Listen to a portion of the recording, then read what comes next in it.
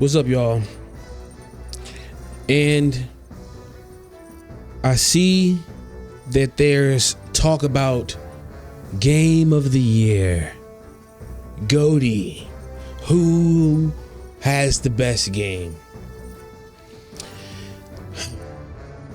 And it's obvious to me what's the best game of the year. And me, as in, you know, the person speaking, just me, just my opinion.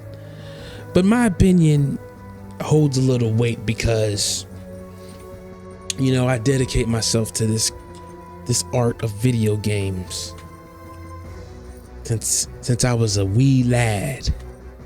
I am. YouTube, he's Muten Gaming on YouTube, and Game of the Year is Metaphor, ReFantazio. Art style, the way it conveys its themes, messaging, story plots and subplots, all the things that you use to turn the page to the next plot point.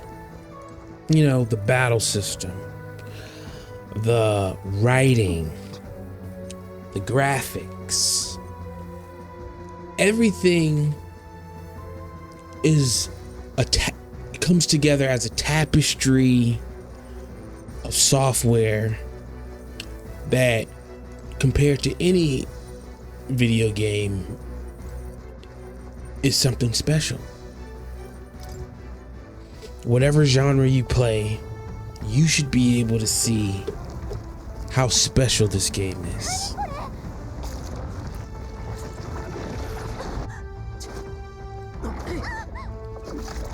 Spoilers. I'm like 70 hours into the game, and I take my time. I stress out about things. The people who made this game were geniuses. They had visions. You know what I'm saying?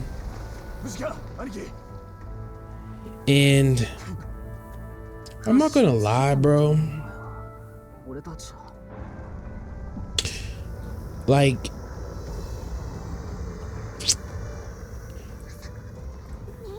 I love how basically nothing's perfect, right? So the characters are doing things. Spoilers. I just want to spoilers. Like, the characters lie. I like that. They lie about shit. They're in situations where they have to. They can't be honest. You know, trickery is an ingredient in this war over the throne. Shall I say, a Game of Thrones? And it takes, you know, the narrative of succession, right? In this, I guess it's a country, you know, a country in which there's racism, and there's like 12 races. There's like 9 or 12. I think there's 12. And then races are, you know, they're not just black, white. They're like all type of anamorphic. Some got horns, some got dog ears, some got cat ears, some got tails, some are fucking, I don't know, bro. You know, some got all type of shit going on.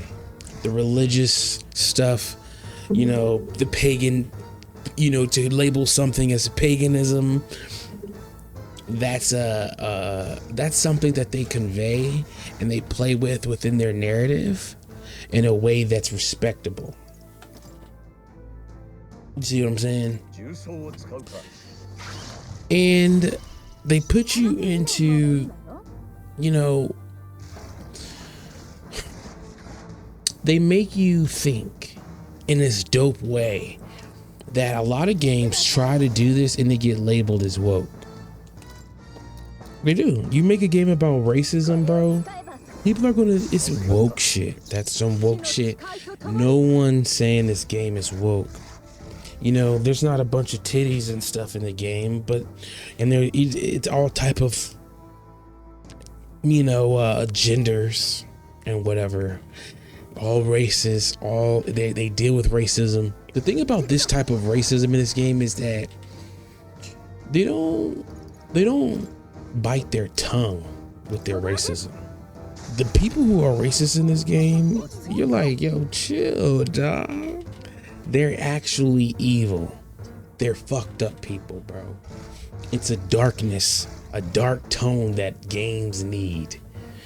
What do I want to do with this dude? Oh, yeah, lower this name, lower his defense. I should be killed. You know what I need, man? I need like a multi. I need an attack that hits everybody, because everybody's dying. Yeah, I'm starting over. So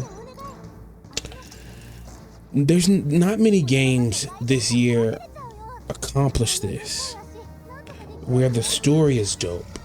You know, the way they use words in the writing is poetic, to be honest. Most games this year just fall short in so many different ways. He healed himself? Oh no, I started over. I'm an idiot, bro. Who has like an attack that can hit a bunch of people at once? Yeah, the dude. Anyways, so game mechanics, characters, social links. So you have this beautiful story and the beautiful art that I talked about. The way you interact with the story and the art is by, you know, talking to characters. And when you talk to the characters, you develop social links that give you classes. And these classes are developed further through the social links, through the dialogues and picking dialogue options. I'm like, this is really dope, because when you're doing the whole RPG stuff with the dialogue and the narrative, it's weaving itself into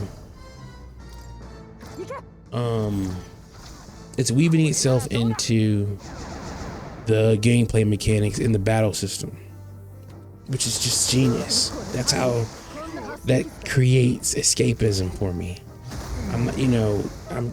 It's easy for me to forget about what's going on around me. All right, you know what I gotta do? I gotta kill these fucking tentacles, man.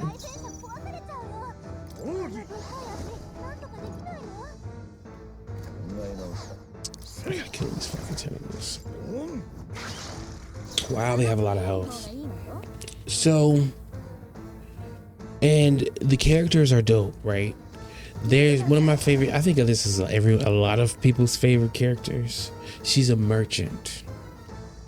And it gets fucking dark, bro. It gets real, man. You feel that shit. The antagonist, right? You don't really, as I'm playing the game, I don't really think this guy's really the true antagonist of the game.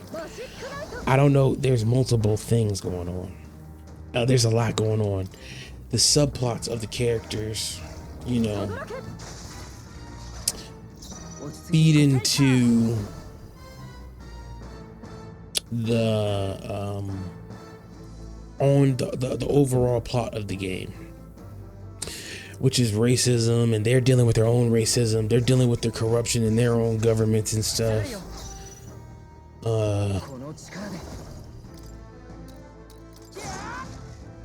They are, and I don't want to tell you exact details because I don't want to spoil the game. But the story, I'm telling you, man, like this character right here, you know, Not only do you get new classes and build your classes up, but you get to learn about them. You get attached to them. Most games don't have this in it. You know what I'm saying? The games that came out this year didn't feel that. Like, the top 3 games this year is Metaphor ReFantazio, Final Fantasy VII Remake, and you can put Dragon's Dogma in there. Power World can go in that bitch. Let me see something real quick. Persona 3 came out. I liked that, but I don't, that's a total remake, so it's 1-to-1. Oops. What I'm saying is, this game goes above and beyond in every category. Look at the battle system, right? So I can do all this stuff because I built relationships with the characters. And because I built relationship with the characters, I got these cool animations. You're never wasting your time, because time is so valuable. You have a character, you have to decide on what you do that day, and after you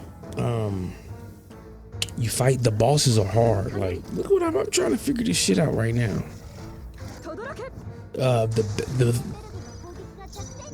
What you do outside of battle affects what happens inside of battle. Every facet of a game got attention when it comes to Metaphor ReFantazio, and nothing even comes close. No game comes close. None.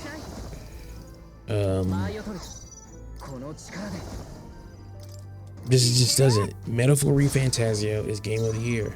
I'm trying to figure out whether Wukong is number 3, right? Wukong. I have Wukong. The only reason I didn't really play it a lot is because I was just tired of the Souls. It's just bosses. Like, if it gave me some exploration, I probably would have played it if it gave me some more exploration, but I get it. It wasn't in the budget to make maps. So the boss rush stuff is cool. It's dope. The voice acting in Wukong is dope. The graphics are dope. But it falls short when it comes to exploration. And I just think that Metaphor is a complete game. It has exploration. It has dope characters. It has amazing art style. And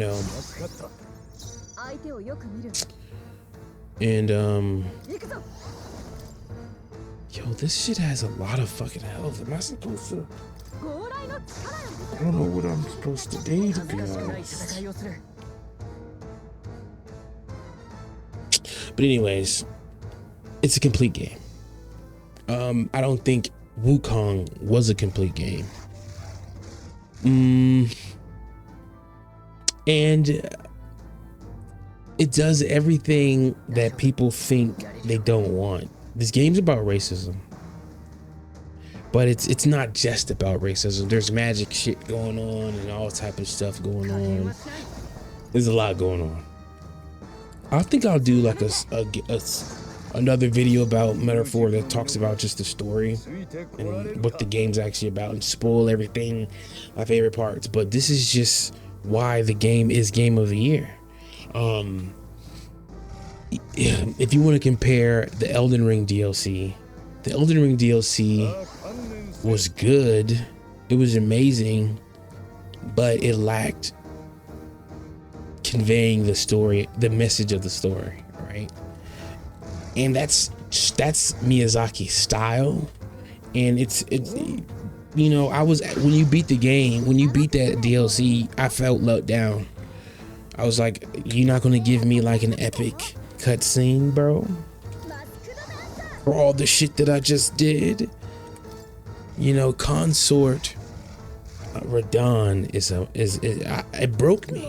I had to change my whole playstyle of my character to beat the game. Which is fine. I don't mind stuff like that. But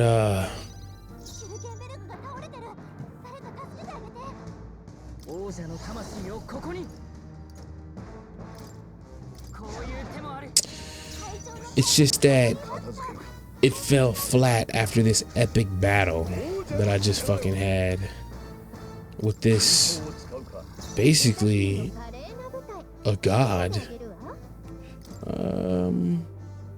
Let's just see what happens if I do this.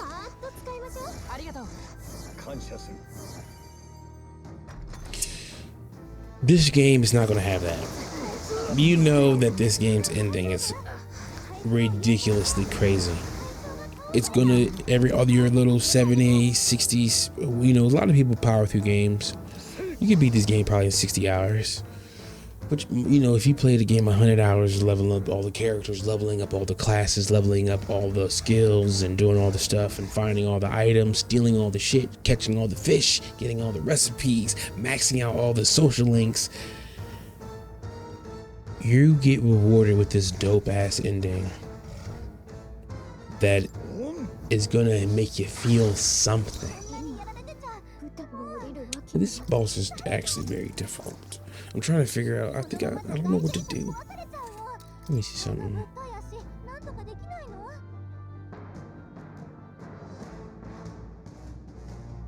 I think it's weak against anything, my nigga. Maybe like we have to kill some of it. So you're seeing me play this boss, and it's kind of like a puzzle. I might have to change my characters, to be honest. I actually can do that in battle, which is dope. And the pacing, I'm 70 hours in and I'm still getting new game mechanics. I think that's important for a game to have like a good way it doses out its gameplay mechanics. Honestly, yo, there's just nothing else better this year.